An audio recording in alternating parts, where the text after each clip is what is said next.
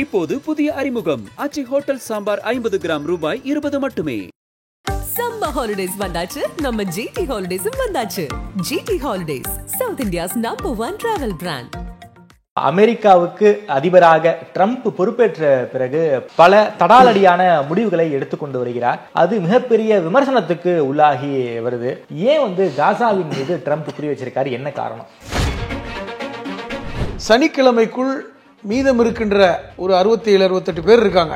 அவர்கள் விடுதலை செய்யப்படவில்லை என்றால் ஹமாஸ் பிரச்சனையை சந்திக்கும் என்று ட்ரம்ப் எச்சரித்திருக்கிறார். அது சாதாரண எச்சரிக்கை இல்லை. அவர்களை வெளியேற்றுவதற்குத்தான் இஸ்ரேல் குண்டுகளை வீசுறாங்க. அவங்களே வெளியே போயிட்டாங்கன்னா இஸ்ரேல் எப்படி மறுபடியும் அவர்களை உள்ளே விடுவார்கள் என்கிற சாதாரண கேள்வியை தான் அந்த நடுநிலையோடு இருக்கின்ற நாடுகள் கேட்கின்றன. அதை விட நெத்தன்யாகு சொன்ன ஸ்டேட்மெண்ட் இன்னும் மோசம். சவுதி அரேபியாவில் ஏராளமான பாலைவனங்கள் இருக்கின்றன. பாலைவனம்லாம் நிறைய இருக்கு. அங்கே இவர்களை குடியமர்த்துங்கள். ஏன் இஸ்லாமிய நாடு முஸ்லிம்களை ஏற்றுக்கொள்ளாதா? இது எவ்வளவு பெரிய அபத்தத்தின் உச்சம். நான் வச்சதுதான் சட்டம், நான் என்ன நாள் முடிவெடுப்பேன், எவனுக்கும் கட்டுப்பட மாட்டேன் அப்படிங்கிற ஒருத்தர் சொன்னா, ஒரு ஊர்ல ஒருத்தர் பணக்காரன் ஒருத்தன் நான் எவனுக்கு கட்டுப்பட மாட்டேன்னு சொன்னா என்ன செய்ய முடியும்? ஊரே திரண்டு கேட்டா கூட அவன்கிட்ட வசதி வாய்ப்பு அதிகாரம் இருக்குதுன்னு வைங்க. அப்ப அந்த மாதிரியான ஒரு சூழலில் ட்ரம்ப் இருக்கிறார். பாலஸ்தீனத்துக்கு முடிவுரை எழுத போறாங்கன்னு எடுத்துக்கலாமா? ஆனா அந்த மக்கள் அவ்வளவு எளிதாக விட்டு விடுவாங்களா? நிச்சயமா மாட்டாங்க. 16 லட்சம் பேருங்க இத்தனை வருடம் போராடிட்டு இருக்காங்க. தேர்தலுக்கு முன்பாக பாலஸ்தீனத்தில் இஸ்ரேலில் அமைதி திரும்பும் தான் சொன்னாரு. நம்ம கூட அமைதி திரும்பினா யுத்தம் முடிவடைந்து விடும், அமைதி ஏற்பட்டு விடும் தான் நினைச்சோம். அதுக்கேற்ற மாதிரி தான் அந்த ஒப்பந்தங்கள்லாம் நடந்துச்சு. ஆனால் அவர்கள் திட்டமிட்டு ஒட்டுமொத்தமாக பாலஸ்தீனியர்களை இந்த நாட்டை விட்டு வெளியேற்றணுங்கிற இடத்துக்கு இஸ்ரேலும் அமெரிக்காவும் கூட்டு சேர்ந்து இருக்கிறது என்பதுதான் இப்பொழுது நமக்கு வெட்ட வெளிச்சமாக தெரியும். ஆதன் நேயர்களுக்கு அன்பு வணக்கம். இன்று நம்மோடு எழுத்தாளர் திருமிகு புதுமணம் ஹலீம் அவர்கள் இருந்துள்ளார். வணக்கம் ஹலீம் சார். வணக்கம். நலமா இருக்கீங்களா? நலமா இருக்கேன். அமெரிக்காவுக்கு அதிபராக ட்ரம்ப் பொறுப்பேற்ற பிறகு பல தடாலடியான முடிவுகளை எடுத்துக்கொண்டு வருகிறார். அது மிகப்பெரிய விமர்சனத்துக்கு உள்ளாகி வருது. ஐக்கிய நாடுகள் சபையிலிருந்து வெளியே வந்திருக்காரு, உலக சுகாதார நிறுவனத்திலிருந்து வெளியே வந்திருக்காரு. குறிப்பாக அமெரிக்காவில் 2 பாலினங்கள் தான் அப்படிங்கிற முடிவுக்கு வந்திருக்காரு. எல்ஜிபிடி கம்யூனிட்டியோட அதிருப்திக்கு ஆளாகி இருக்காரு. இதையெல்லாம் விட உலகமே உற்று நோக்கக்கூடிய விஷயம் காசாவை பொறுத்த வரைக்கும் அங்கே இருக்கக்கூடிய பாலஸ்தீனியர்கள் நீங்க எகிப்துக்கு போயிருங்க, ஜோர்டானுக்கு போயிருங்க, சவுதிக்கு போயிருங்கன்னு ஒரு நேரடியாக ஒரு மிரட்டும் தொழில பேசியிருக்காரு. நாங்கள் காசாவை கைப்பற்றுவோம், காசாவை கைப்பற்றி ஒரு மிகப்பெரிய ஒரு வணிக நகராக நாங்கள் கட்டமைப்போம். குறிப்பாக அங்கே காசாவில் ஏற்கனவே மருமகன் குஷ்னர் ஒரு மிகப்பெரிய அடுக்குமாடி குடியிருப்பெல்லாம் கட்டிக்கிட்டு இருக்காரு. அதற்கு வலு சேர்க்கும் விதமாக ட்ரம்ப் இப்பேற்பட்ட முடிவுகளை எடுத்துக்கிட்டு வராரு. அது அனைத்துலக இஸ்லாமிய கூட்டமைப்பு மிக கடுமையாகலாம் எதிர்த்திருக்காங்க. குறிப்பாக சவுதி அரேபியா போன்ற இஸ்லாமிய நாடுகளும் மிக கடுமையாக எதிர்ப்புகள் தெரிவிச்சுக்கிட்டு இருக்காங்க. ஏன் காசாவின் மீது ட்ரம்ப் குறி வச்சிருக்காரு, என்ன காரணம்? அதாவது ட்ரம்ப் காசாவின் மீது இப்பொழுதுதான் குறிவைக்கிறார் என்று கோணத்தில் நம்ம பார்க்குறோம். அப்படி இல்லை. அதாவது 1948 இஸ்ரேல் பாலஸ்தீனம் என்ற 2 நாடுகள் பிரிந்த பொழுது அதற்கு முக்கியமாக உதவி செய்த நாடுகள் 2 நாடுகள். ஒன்று பிரிட்டன், யூகே. பிரிட்டன் அந்த பாலஸ்தீனத்தில் குடியிருப்புகளை ஏற்படுத்துவதற்கு உதவி செஞ்சாங்க. அதற்கு அந்த இங்கிலாந்தில் இருந்த, பிரிட்டனில் இருந்த யூதர்கள் அதற்காக ஒப்பந்தங்களை போட்டு பால்ஃபர் ஒப்பந்தமே போட்டாங்க 1917. அதுக்கப்புறம் 20களிலிருந்து அங்கே நிறைய குடியிருப்புகள். 48 அந்த பகுதியே பிரிட்டனுடைய காலனி நாடாகத்தான் இருந்தது. பாலஸ்தீனம் என்கிற பகுதியே அந்த துருக்கியிடமிருந்து, ஒட்டமன் பேரரசிடமிருந்து மீட்டு தங்களுடைய காலனி நாடுகளாக வைத்திருந்த காலகட்டத்தில் தான் இந்த குடியேற்றங்கள் நடந்தன. அதற்கு கூட காரணங்கள் சொன்னாங்க. இது ஜியோனிஸ்டுகள் என்கிற வெள்ளை யூதர்கள் தான் போய் குடியேறுகிறார்கள். எப்படி இருந்தாலும் அந்த யூத குடியேற்றம் நடந்தது. அந்த 28 ஆண்டுகள் குடியேற்றத்திற்கு பிறகும் 48 2 நாடுகளாக பிரிந்தன. இந்த 2 நாடுகளாக பிரிந்த பொழுது அதற்கு முழு உதவி செய்தது இங்கிலாந்தை விட, பிரிட்டனை விட அமெரிக்கா. காரணம், அமெரிக்கா தான் இஸ்ரேலை ஏற்றுக்கொண்ட முதல் நாடு.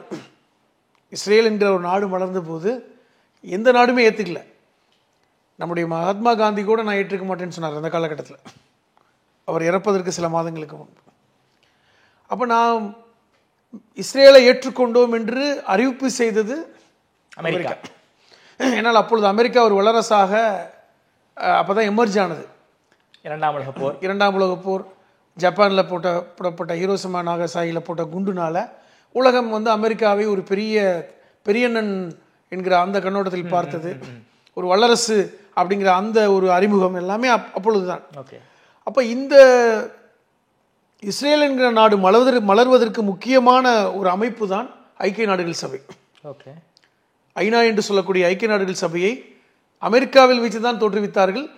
அந்த 1948 அமெரிக்காவில் ஐக்கிய நாடுகள் சபை தோற்றுவித்ததுக்கு அப்புறம் தான் அவர்கள் செய்த முதல் வேலையே இஸ்ரேலுக்கான ஒரு தனிநாடு அறிவிப்பு தான்.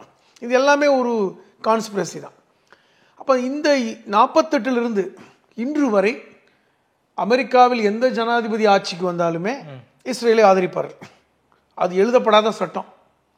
இரண்டாவது, அமெரிக்காவில் இருக்கின்ற 5 விழுக்காடு யூத சமூகம் அங்கு வந்து ஒரு பெரிய இடத்துல இருக்காங்க. ஆட்சி அதிகாரங்களில் நேரடியாக இல்லைனா கூட ஆட்டுவிக்கின்ற இடங்களில் இருக்காங்க. அரசு அதிகாரிகளாக, அந்த பாலிசியை உருவாக்கும் இடத்துல, அல்லது வந்து ஒரு வெளிநாட்டு தூதராக இருப்பாங்க, அல்லது பிரசிடென்சி இந்த வெள்ளை மாளிகையில் ஒரு அதற்கென்று ஒரு தனி லாபியே இருக்கும். அப்போ இஸ்ரேலுக்கான அந்த சப்போர்ட் என்பது, அனுசரணை என்பது 48 தொடர்ச்சியாக இருக்கு. ஆனால் கூடும் குறையும். பராக் ஒபாமா வந்து ஜனாதிபதியாக இருந்த பொழுது கொஞ்சம் நெருடல்கள் இருந்தன.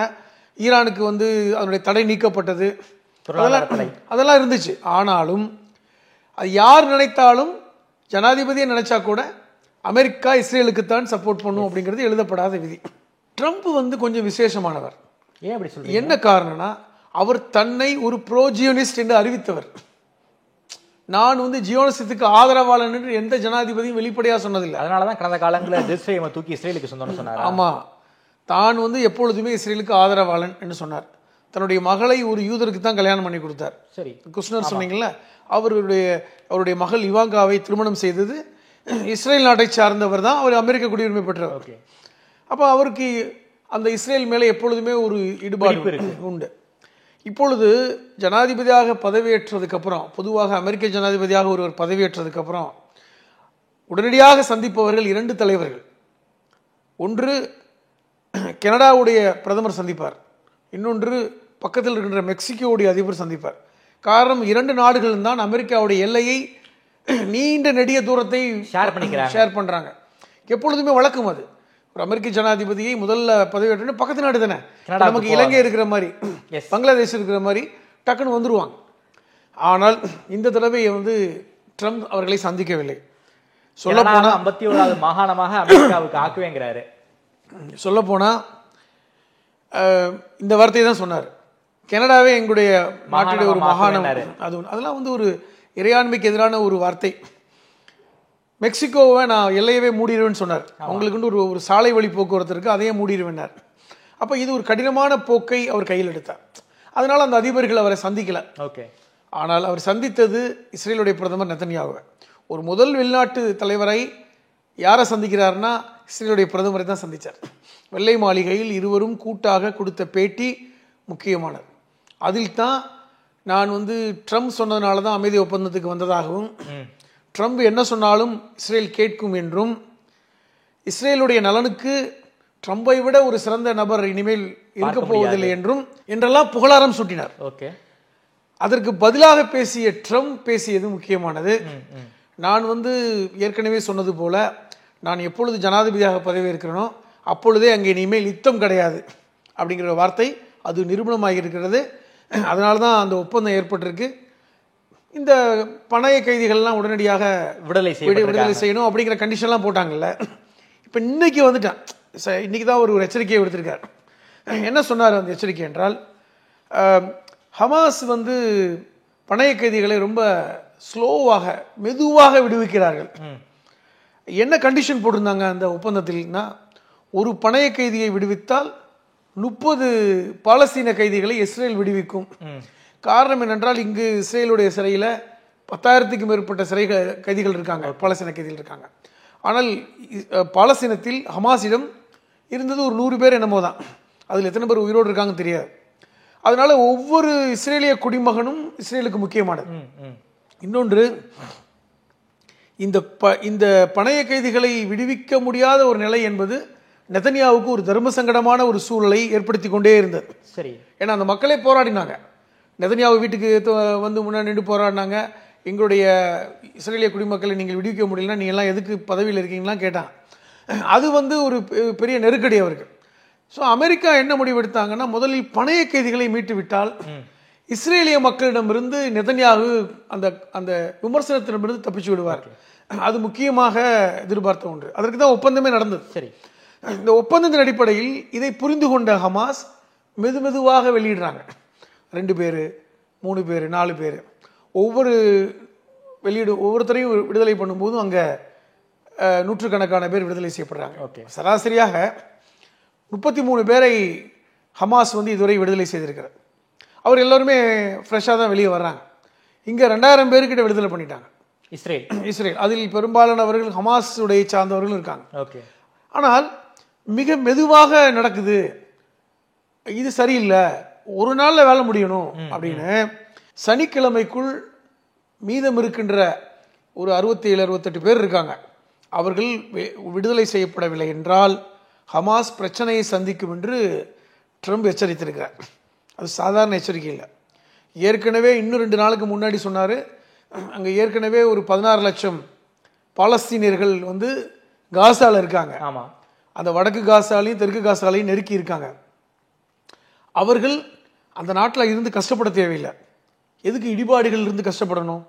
ஏற்கனவே வந்து குண்டு வீசப்பட்டு அந்த இடமெல்லாம் மோசமாக பாதிச்சிருக்கு. குழந்தைகளும் பெண்களும் கஷ்டப்படுறாங்க. இவர்கள் பக்கத்தில் இருக்கின்ற நாடுகளுக்கு சென்று விடட்டும் என்று சொன்னார். இது எவ்வளோ அபத்தமான ஒரு ஸ்டேட்மெண்ட். ஏன்னா 16 லட்சம் பேரையும் எகிப்தும் ஜோர்டானும் எப்படி எடுத்துக்குவாங்க? எவ்வளோ பெரிய ஒரு மக்கள் தொகை, பெரிய மக்கள் தொகை மட்டுமல்ல, ஏங்க தேவையில்லாமல் உள்ளே இழுத்துட்டு அவங்களுக்கு எப்படிங்க யாருங்க எல்லாம் பண்ணி கொடுக்க முடியும்? சொந்த நாட்டை விட்டு இன்னொரு நாட்டுக்கு போங்கன்னு எச்சரிக்கை கொடுக்குறாரு. அமெரிக்கா அதுக்கு சொன்னாங்க, நாங்கள் அதுக்கு ஃபண்ட் பண்ணுறோம். நாங்கள் என்ன காரணம் சொன்னார்னா, நல்ல விதமாக சொல்கிற மாதிரி சொன்னார், நாங்கள் அந்த இடிபாடுகளை எல்லாம் நீக்கிவிட்டு புது கட்டிடங்களை கட்டித்தருகிறோம், புது குடியிருப்புகளை கட்டித்தருகிறோம்.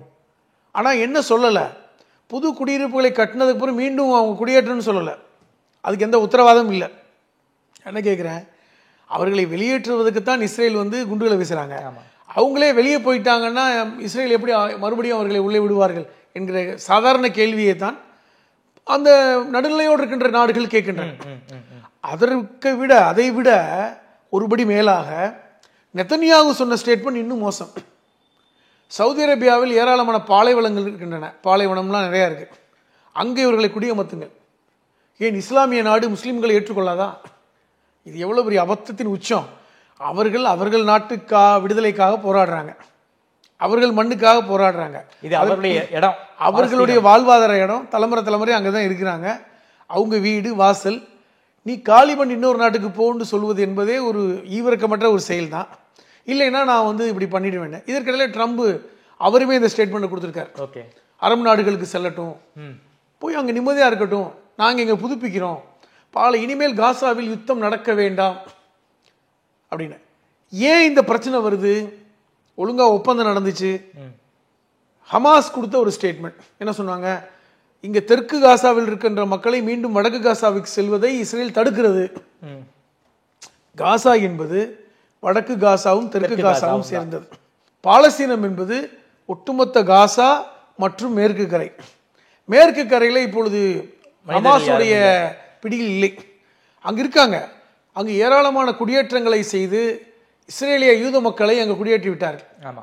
அங்கு வெஸ்ட் பேங்க்ல அங்க இருக்கின்ற மக்களே இப்போ யூத மக்கள் என்ன செய்யறாங்கன்னா, இந்த வெஸ்ட் பேங்கை எங்களுக்கு வந்து இஸ்ரேலோட சேர்த்து விடுங்கள் என்று சொல்வது காதலில் விழுகிறது. அங்கிருந்த பாலஸ்தீனியர்களும் அவங்க ஒன்றும் செய்ய முடியாம தவிக்கிறாங்க. அப்ப ஏற்கனவே பாலஸ்தீன நாடு துண்டாடப்பட்டு விட்டது.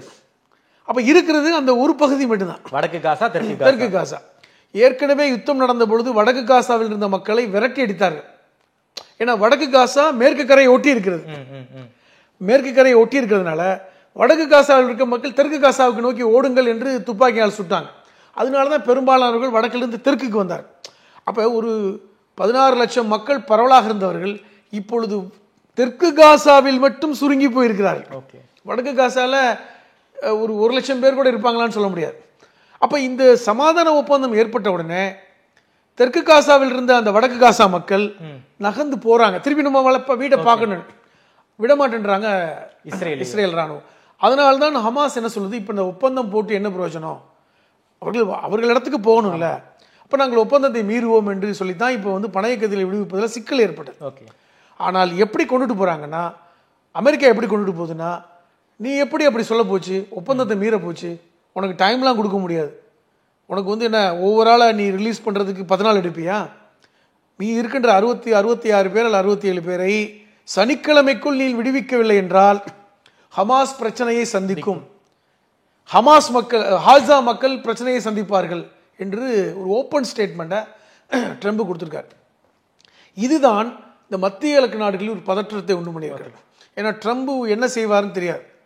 இஸ்ரேல் மட்டும் போராடிட்டு இருந்தாங்க, இஸ்ரேல் மட்டும் சண்டை போட்டாங்க, ஹமாஸ் பதிலுக்கு போராட்டம் நடத்தி கொண்டிருந்தார்கள், யுத்தம் நடத்தி கொண்டிருந்தார்கள். இப்போ நேரடியாக அமெரிக்கா வந்துச்சுன்னா இப்படி யுத்தம் எப்படி மாறிவிட்டது என்றால் ஹமாஸ் வர்சஸ் அமெரிக்கா என்கிற இடத்துக்கு நகர்ந்துருக்காரு. ஓகே, இது இன்னும் ரொம்ப டேஞ்சர் இல்லை. ஏன்னா அமெரிக்கா என்பது ஒரு வல்லரசு நாடு, அவர்களிடம் இருந்த ஆயுதங்கள் எல்லாம் அத்தனை ஆயுதங்கள் இருக்கின்றன. ஹமாஸில் வந்து இப்போ ஹிரோஷிமா நாகாசாகி போல குண்டுகளை போட்டு விட்டார்னு வச்சுங்க, கஷ்டம். ஆனால் அதை செய்ய மாட்டார்கள். என்ன காரணம் என்றால் அவர்களுக்கு இந்த நிலத்தை முழுமையாக சரி செய்து இஸ்ரேலிடம் கொடுக்க வேண்டிய நிர்பந்தம் இருக்கிறது அமெரிக்காவுக்கு. இல்லைன்னா ஒரு அகண்ட இஸ்ரேல் அமைக்கக்கூடிய இல்லை என்றால் 1945 ஹிரோஷிமா நாகாசாமி மேல போட்ட குண்டு மாதிரி போட்டுற மாட்டாங்களா? அப்படி போட்டு விட்டால் அங்க புல் பூண்டு முளைக்காதுங்கிற பயம் இருக்கும், அது இஸ்ரேலுக்கும் பயன் தராது. ஓகே, அந்த இடம். அதனால அவர்கள் அந்த முடிவு எடுக்க மாட்டார்கள். அவர்கள் எடுக்கின்ற முடிவு என்பது மக்களை அங்கிருந்து அப்புறப்படுத்தணும். ஏன்னா இருக்கின்ற 16 லட்சம் மக்களை கொள்வது என்பது எளிதான விஷயம் அல்ல. 16 லட்சம் மக்களை கொள்கின்ற அந்த முடிவு என்பது ஒரு கடினமான, ஒரு ஈவிரக்கமற்ற, உலகமே வந்து அப்படி பதபதக்கின்ற ஒரு செயல்.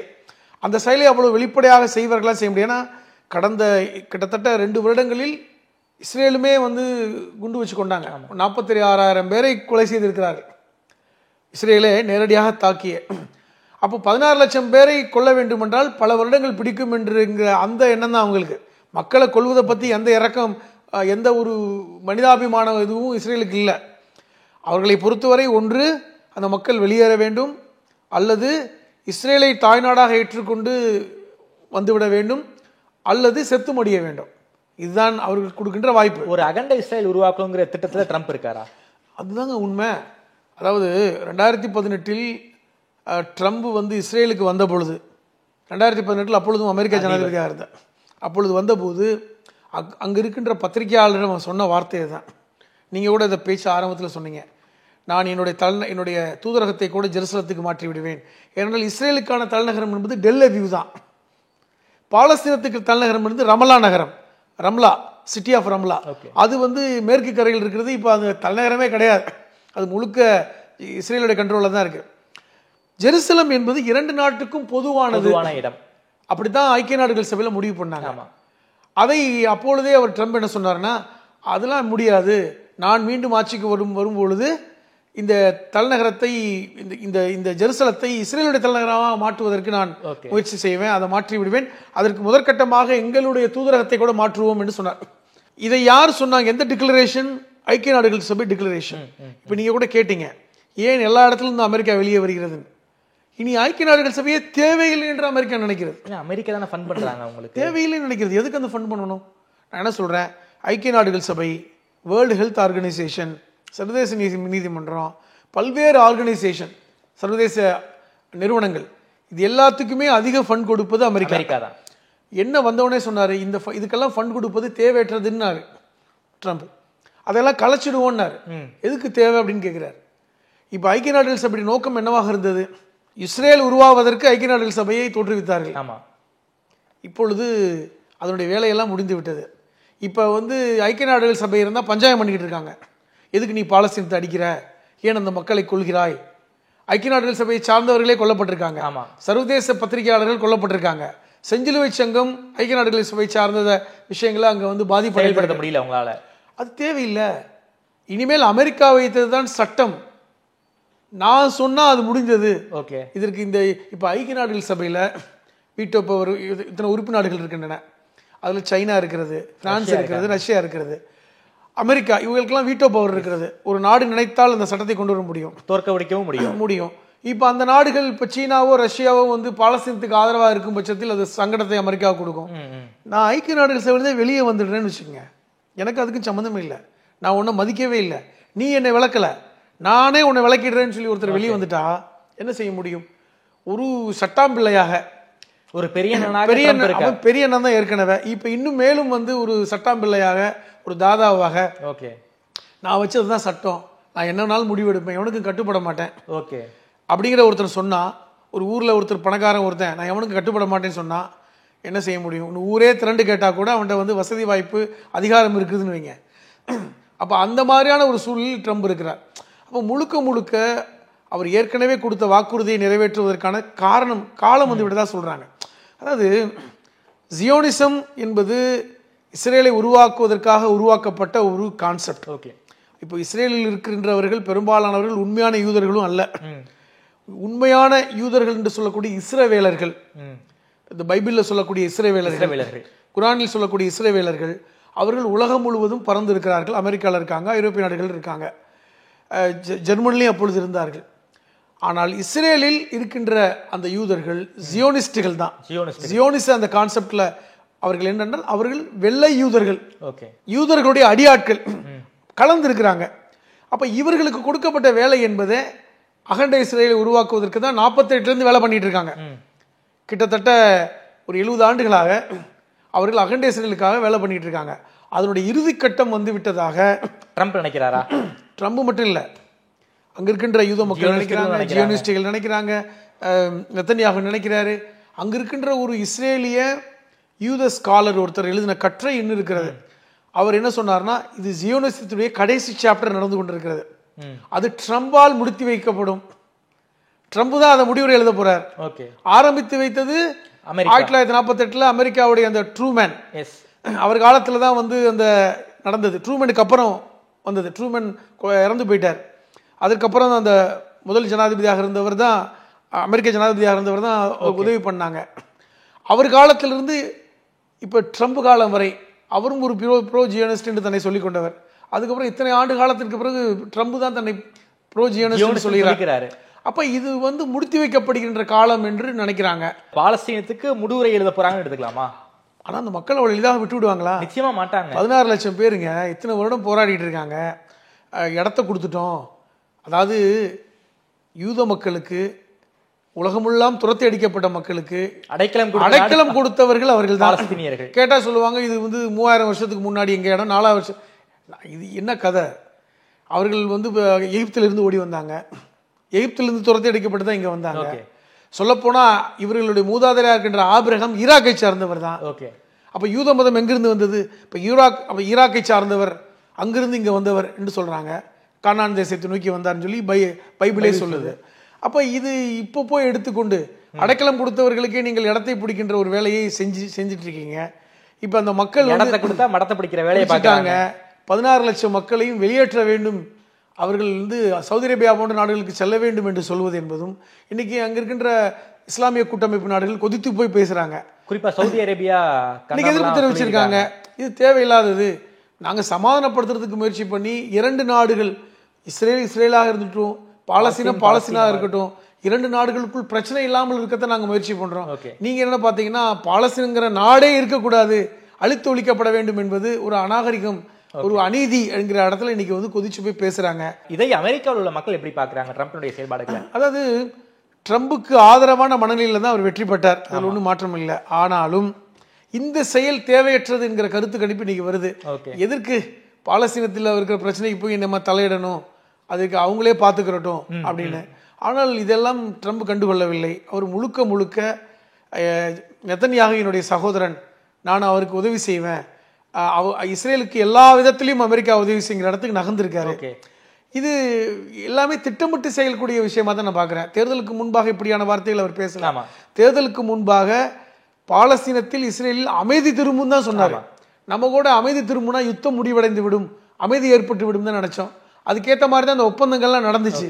ஆனால் அவர்கள் திட்டமிட்டு ஒட்டுமொத்தமாக பாலஸ்தீனியர்களை இந்த நாட்டை விட்டு வெளியேற்றணுங்கிற இடத்துக்கு இஸ்ரேலும் அமெரிக்காவும் கூட்டு சேர்ந்து இருக்கிறது என்பதுதான் இப்பொழுது நமக்கு வெட்ட வெளிச்சமாக தெரிகின்ற செய்தி. கலை யதார்த்தம்னு சொல்ல வரீங்க. ரொம்ப நன்றி ஹலீம் சார்.